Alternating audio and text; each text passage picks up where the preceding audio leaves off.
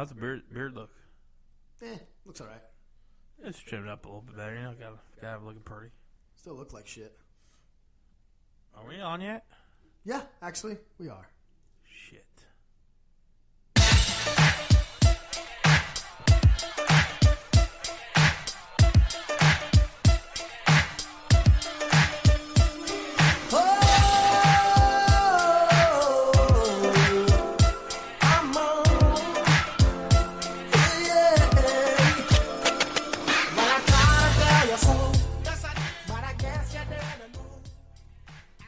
Hey, what's up? We are the Last Pick Sports Podcast. We are here to talk sports. God damn it. Run it again. Fuck it, let's keep it. I'm tired of doing it. Hey, we are the Last Pick Sports Podcast. We will give you our view of sports as regular dudes. We might offend you, but we'll give you different ideas. We'll have a damn good time doing it. And we don't really care what you think. We are brought to you today by the generous folks of Ghost Town Brewing in St. Augustine, Florida. Coming to you live in the loft. Hope you have a great time, guys. Big country out.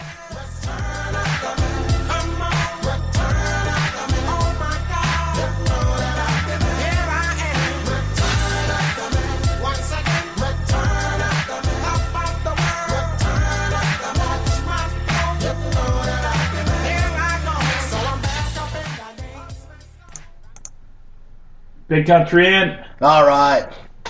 Smitty, what's going on, man? Last Pick Sports Podcast. I got nothing. Take your headphones off. We're not going to do anything for you. Okay? I look cool. This is not quality equipment we're operating with here. Makes me feel in a safe space. Hey. Like all guys, the college students need these days. Oh, Jesus. It is the Last Pick Sports Podcast. I am Maddie. This is Smitty. We are live back in the loft today. Actually, tonight, baby.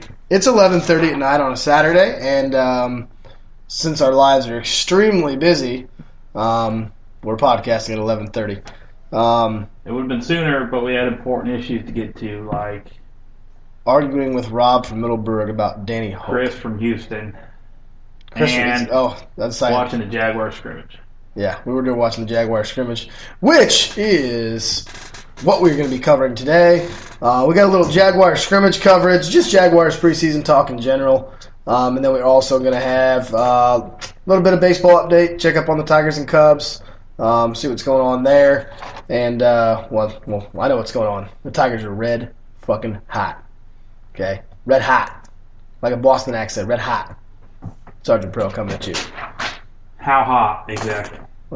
How hot? I'm having trouble. They're 9-1 in their last 10, but we'll get to that. Hey, that makes both our favorite teams. Anyway, and the last topic, which is something that we've already talked about in the last episode on our new kind of direction of the show, is basically sports movie reviews. In this case, we're going to do a sports documentary, which was just released, the Netflix original, Last Chance U, which covers a junior college program in Mississippi, one of the top ones in the country. Covers them throughout a full season, and it's going to be really fun to talk about. We watched all 6 episodes this morning. So, yeah, good commentary, Smitty. Glad to see that broadcasting school is really paying off. No, I'm here. Sorry. Jesus. Did a little late How night drunk reading. Are you right now? Did a little late night reading, sorry. Just had to focus. How drunk are you right now? I'm not. Okay. Sober salad. Right. Scout's honor. Sure? I kicked the booze after Nom. Yeah, you and Johnny Manziel. Okay. Yeah, Manziel and I are in that sobriety plan. Yeah, are you guys at Paradise? It's called sleeping. Yeah, it's called sleeping? Yeah. Fuck, Johnny Manziel. Yeah, he has not held up his end of the deal to stay alcohol-free, apparently. Was just caught in the nightclub a few nights ago, so yeah, good for Johnny. Anyway, always got to get my Johnny Manziel in there. Anyway, hey, first topic today, man. By the way, just going to go ahead and put it in. We're just going to put in, it's going to be Jags Day. I love this.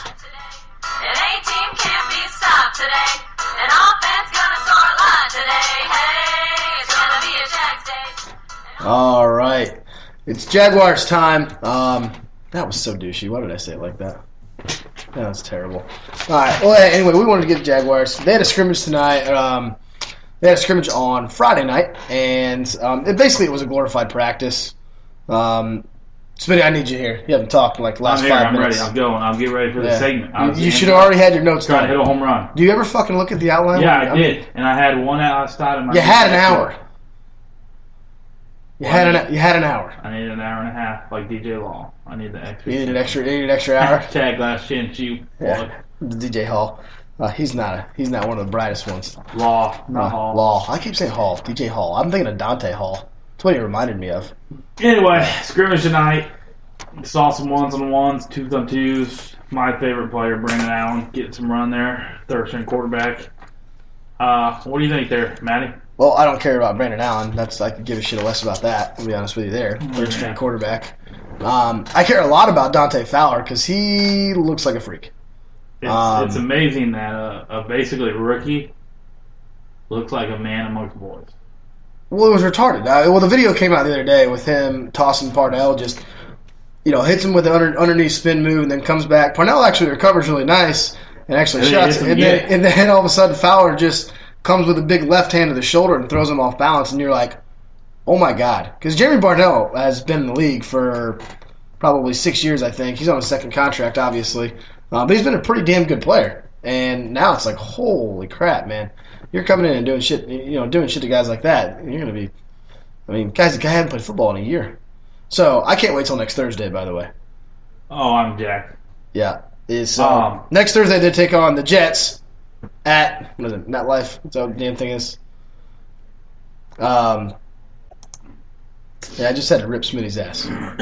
We're live. I'm good. We're back. We took a break. We paused. In the words of Coach Buddy Stevens, you're playing like fuck right now. You're playing like fuck right now. End quote.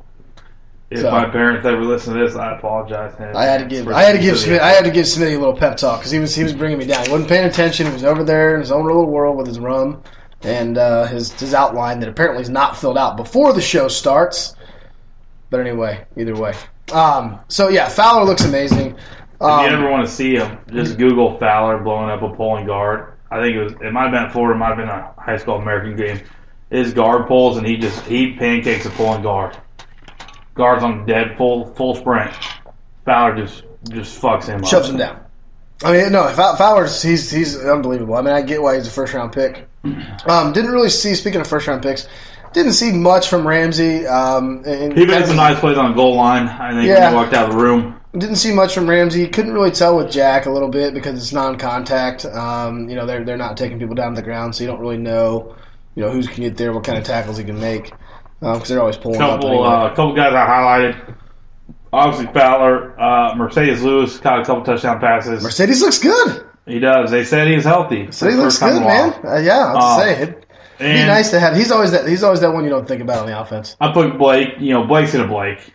He's a man. Yeah, but no, Blake looked good. Blake Bortles. No, he didn't have a good start. Came out 1 for 5. I don't give a fuck. It's Blake Bortles. And the Ross kid. We were talking about it earlier. Don't be blind with Blake just because we like him. Okay. Oh, I will be. Anyway, the Ross kid. You're gonna be on Blake's dick the whole year, aren't you? Yeah, same as last year. Okay.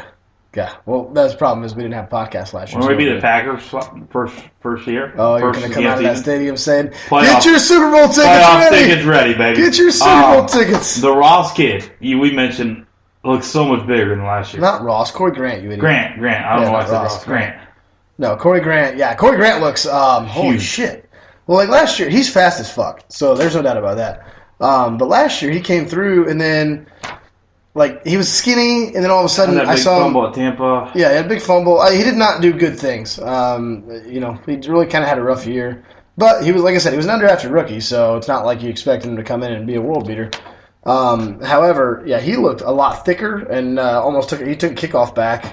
Broke a big run. It wasn't kickoff. It was he did both. He did both. He took a kickback and broke a big run. Yeah, but like I said, he just keeps running when somebody even gets close to him anyway, even if they don't touch him. And then a couple, not bad things, question marks.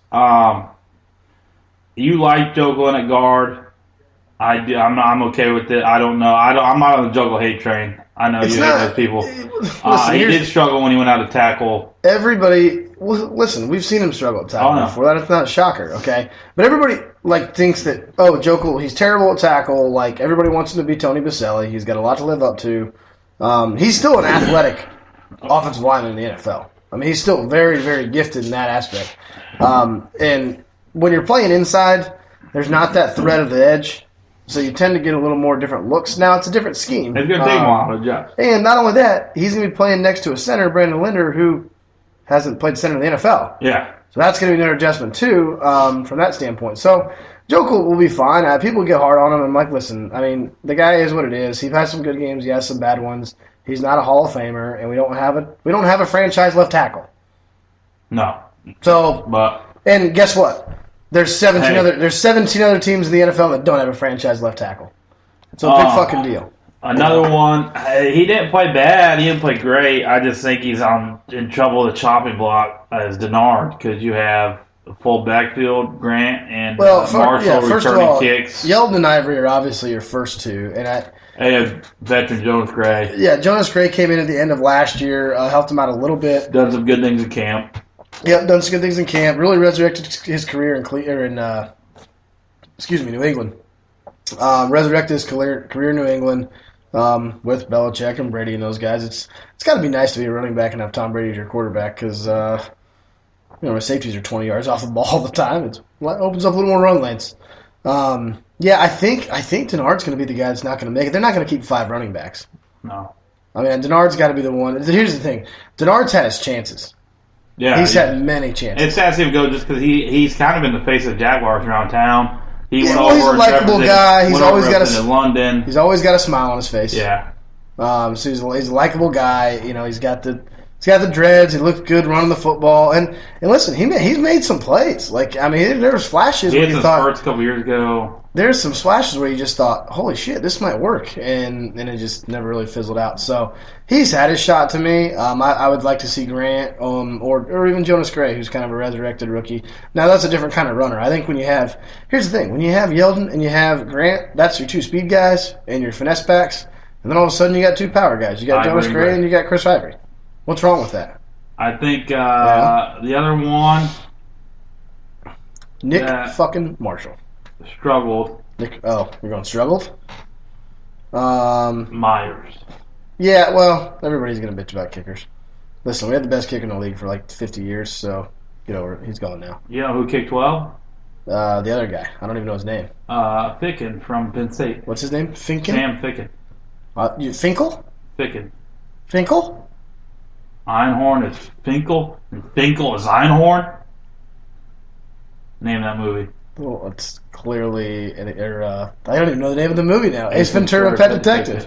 Yeah, I was like, well, Laces out, Dan Marino. Yeah, laces out, Finkel. You son of a bitch.